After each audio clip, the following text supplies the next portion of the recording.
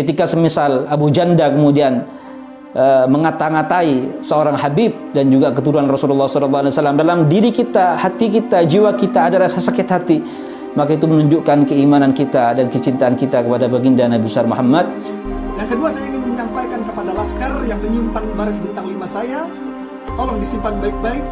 Keluar dari sini, saya akan tambahkan 1 bintang lagi, menjadi bintang 6. Nanti kalau saya masuk penjara lagi, saya tambahkan 1 bintang lagi, jadi bintang 7 dan seterusnya. Saya sampaikan kepada umat, meskipun bahkan ketika dikatakan ada orang yang tidak punya kecemburuan terhadap istrinya, mereka tidak pantas masuk dalam surga Allah Subhanahu wa taala. Ad-dayyuth, mereka yang tidak cemburu terhadap istrinya ketika istrinya dibonceng orang, ketika istrinya kemudian diambil oleh orang lain, mereka tidak punya rasa cemburu, mereka tidak bisa masuk terhadap surga Allah Subhanahu wa taala.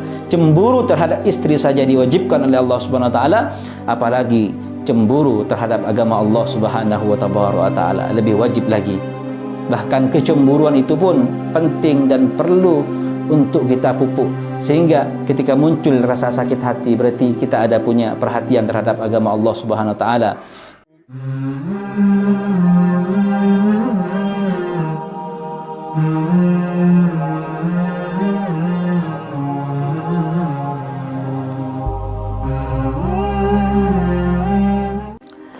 Assalamualaikum warahmatullahi wabarakatuh. Hamidanillah musallian musallim ala rasulillah la nabiyya ba'dah. Allahumma salli wa sallim wa barik wa karrim wa majid wa azim ala sayyidina Muhammadin wa ala alihi wa sahbihi jami'in, amma ba'd. Para ikhwan yang dirahmati oleh Allah Subhanahu wa taala, ada pernyataan yang sangat menggelitik. Bahkan ketika mendengar saya sangat geli mendengarnya. Ada orang yang mengatakan beragama itu jangan marah-marah. Karena wa ma arsalnaka illa rahmatan lil alamin. Aku tidak mengutusmu wahai Muhammad kecuali sebagai rahmat untuk alam semesta. Atas landasan ayat ini kemudian mereka mengatakan cara beragama jangan marah-marah. Beragama itu santai. Beragama itu enjoy. Beragama itu tidak usah menggunakan sumbu pendek, kata mereka. Para ikhwan yang dirahmati oleh Allah Subhanahu wa taala. Betul pernyataan yang semacam ini, dan juga Al-Fakir bisa terima dengan pernyataan yang semacam ini. Karena Allah Subhanahu wa taala adalah Al-Latif, Allah Subhanahu wa taala Maha lembut. Allah Subhanahu wa taala As-Sabur, Allah Subhanahu wa taala Maha penyabar, Ar-Rahman, Ar-Rahim. Bahkan Rasulullah sallallahu alaihi wasallam, beliau adalah manusia yang mempunyai akhlak yang sangat mulia. Sangat sabar Rasulullah sallallahu alaihi wasallam. Dalam satu kesempatan beliau dilempari kotoran onta oleh orang-orang kafir, musyrikin Quraisy. Beliau tidak melawan. Bahkan dalam satu maulid disampaikan in udhiya ya'fu wa la yu'aqib. Rasulullah ketika disakiti ya'fu wa la yu'aqib. Rasulullah ya'fu. Apa artinya ya'fu? Memaafkan. Wa la yu'aqib, dan Rasulullah tidak membalas. Wa in khusima yasmut wa la yujawib. Dan ketika Rasulullah itu didebati, dicaci maki, yasmut wa la yujawib. Rasulullah diam dan tidak menjawab. Ini juga yang dijadikan dasar oleh mereka yang mengatakan beragama harus santai, enjoy, dan juga beragama tidak perlu gerasa gerusu, tidak perlu marah-marah dan lain sebagainya. Para ikhwan yang dirahmati oleh Allah Subhanahu wa taala, Rasulullah ketika disakiti urusan pribadi, betul Rasulullah ketika disakiti beliau tidak marah. Ketika Rasulullah dinista beliau tidak marah. Bahkan dalam satu kisah Rasulullah pernah dipukul seorang, beliau juga tidak marah. Karena apa tidak marah? Karena itu urusan yang hanya berkaitan dengan pribadi beliau saja. Wa amma an umuriddin, tapi tentang urusan agama lain lagi. Wa idza dhuyya haqqullah lam yakum ahadun li ghadabih. Ketika kemudian hak Allah yang dinistakan, ketika kemudian hak Allah yang dihina-dinakan, maka lam yakum ahadun li ghadabih, tidak ada yang bisa menantang kemarahan Rasulullah sallallahu alaihi wasallam. Betul Allah Subhanahu wa taala seperti yang saya sampaikan tadi, beliau Al-Latif, As-Sabur, Al-Halim, Ar-Rahman, Ar-Rahim. Tapi jangan lupa juga Allah Subhanahu wa taala juga punya sifat Al-Jabbar, Asy-Syadid. Allah Subhanahu wa taala juga punya sifat perkasa. Allah juga berhak untuk marah. Allah Subhanahu wa taala juga bisa membalas azabun alim dengan siksa yang sangat pedih. Maka ayuhal ikhwah yang dirahmati Allah Subhanahu wa taala, ghirah dalam urusan agama sangat penting sekali. Bahkan ketika dikatakan ada orang yang tidak punya kecemburuan terhadap istrinya, mereka tidak pantas masuk dalam surga Allah Subhanahu wa taala. Ad-dayyuth, mereka yang tidak cemburu terhadap istrinya ketika istrinya dibonceng orang, ketika istrinya kemudian diambil oleh orang lain, mereka tidak punya rasa cemburu, mereka tidak bisa masuk terhadap surga Allah Subhanahu wa taala. Cemburu terhadap istri saja diwajibkan oleh Allah Subhanahu wa taala, apalagi cemburu terhadap agama Allah Subhanahu wa taala, lebih wajib lagi. Karena hak Allah dan hak Rasulullah sallallahu alaihi wasallam lebih wajib dibela daripada kita membela keluarga kita, juga daripada kita membela di kita sendiri dan juga keluarga dan kerabat kita bersama. Ayuhal ikhwan yang dirahmati oleh Allah Subhanahu wa taala, maka kecemburuan inilah yang penting untuk kita pupuk bersama. Kecemburuan ini yang kemudian menimbulkan rasa sakit hati. Orang tidak akan punya rasa sakit hati kalau dalam hatinya tidak punya rasa cinta. Ketika kita tidak punya rasa cinta terhadap istri kita, terhadap orang yang kita cintai, tapi kita tidak punya rasa cinta, maka ketika mereka dinista, diambil orang, digoda orang, maka kita tidak punya rasa sakit hati. Begitu juga ketika ada seorang yang sakit hati ketika agamanya dinista, ketika semisal Abu Janda kemudian mengata-ngatai seorang Habib dan juga keturunan Rasulullah SAW, dalam diri kita, hati kita, jiwa kita ada rasa sakit hati, maka itu menunjukkan keimanan kita dan kecintaan kita kepada baginda Nabi besar Muhammad sallallahu alaihi wasallam. Jangan kemudian mengatakan ini orang teroris, ini orang yang radikal, ini orang yang tidak santai, dan ini orang yang Islam aliran marah bukan aliran ramah. Nah, hal-hal yang semacam ini adalah pernyataan-pernyataan yang sangat sesat. Bahkan kecemburuan itu pun penting dan perlu untuk kita pupuk, sehingga ketika muncul rasa sakit hati berarti kita ada punya perhatian terhadap agama Allah Subhanahu wa taala. Ketika kita ada rasa perhatian terhadap agama Allah Subhanahu wa taala, maka muncul juga tindakan bagaimana kita melindungi agama Allah Subhanahu wa taala, sebagaimana yang disampaikan oleh Nabiullah Isa alaihi salatu wasalam, ya ayyuhalladzina amanu kunu ansarallah. Wahai orang-orang yang beriman, kunu ansarallah, jadilah kalian penolong agama Allah Subhanahu wa taala. Kunu ansarallah kama qala Isa bin Maryam lil hawariyina man ansari ila Allah. Sebagaimana Nabi Allah Isa alaihi salatu wasallam mengatakan kepada para sahabatnya, para hawariyin, man ansari ila Allah. Siapakah yang akan membantu saya menuju Allah Subhanahu wa taala? Ketika kita bisa mendorong, ketika kita bisa membantu agama Allah Subhanahu wa taala, menolong agama Allah Subhanahu wa taala, maka jaminan Allah Subhanahu wa taala akan kita dapatkan.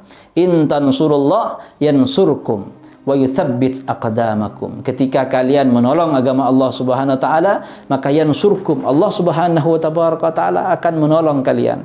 Apa saja yang akan ditolong oleh Allah Subhanahu wa taala?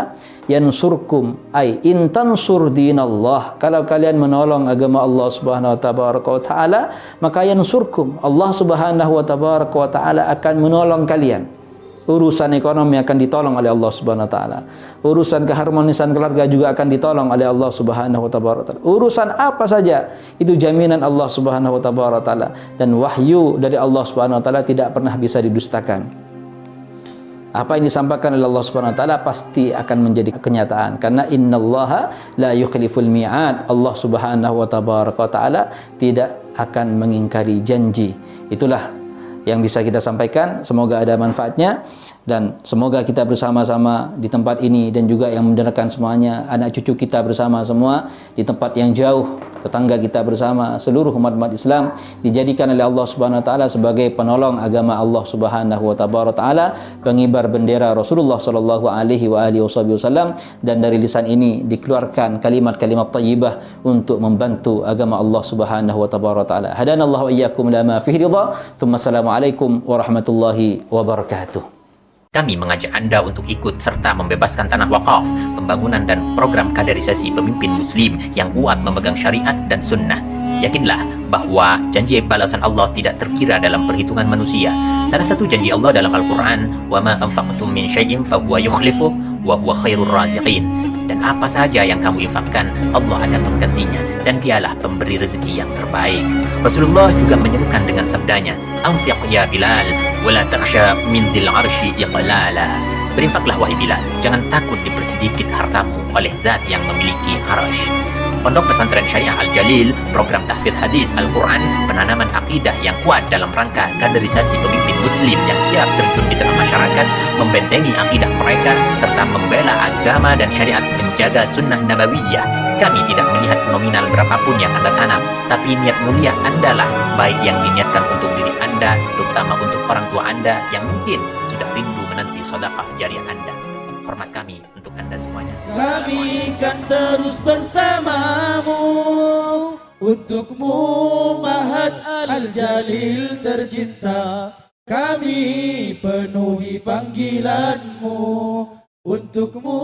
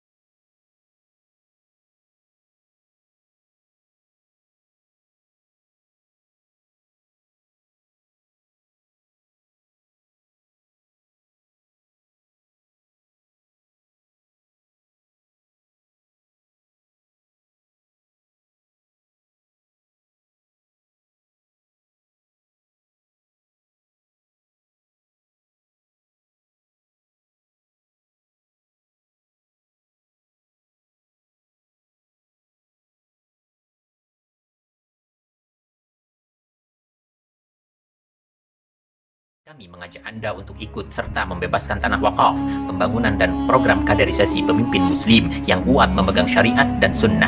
Yakinlah bahwa janji balasan Allah tidak terkira dalam perhitungan manusia. Salah satu janji Allah dalam Al-Quran, وَمَا أَنْفَقْتُم مِّن شَيْءٍ فَهُوَ يُخْلِفُهُ وَهُوَ خَيْرُ الرَّازِقِينَ. Dan apa saja yang kamu infakkan, Allah akan menggantinya, dan dialah pemberi rezeki yang terbaik. Rasulullah juga menyerukan dengan sabdanya, Anfiq ya Bilal, wala takhsha min dhil arshi iqlala. Berinfaklah wahai Bilal, jangan takut dipersedikit hartamu oleh zat yang memiliki arsh. Pondok Pesantren Syariah Al-Jalil, program tahfidz hadis Al-Quran, penanaman akidah yang kuat dalam rangka kaderisasi pemimpin muslim yang siap terjun di tengah masyarakat, membentengi akidah mereka, serta membela agama dan syariat, menjaga sunnah nabawiyah. Kami tidak melihat nominal berapapun yang Anda tanam, tapi niat mulia Anda lah, baik yang diniatkan untuk diri Anda, terutama untuk orang tua Anda yang mungkin sudah rindu menanti sedekah jariah Anda. Hormat kami untuk Anda semuanya. Kami kan terus bersamamu, untukmu Mahat Al-Jalil tercinta, kami penuhi panggilanmu.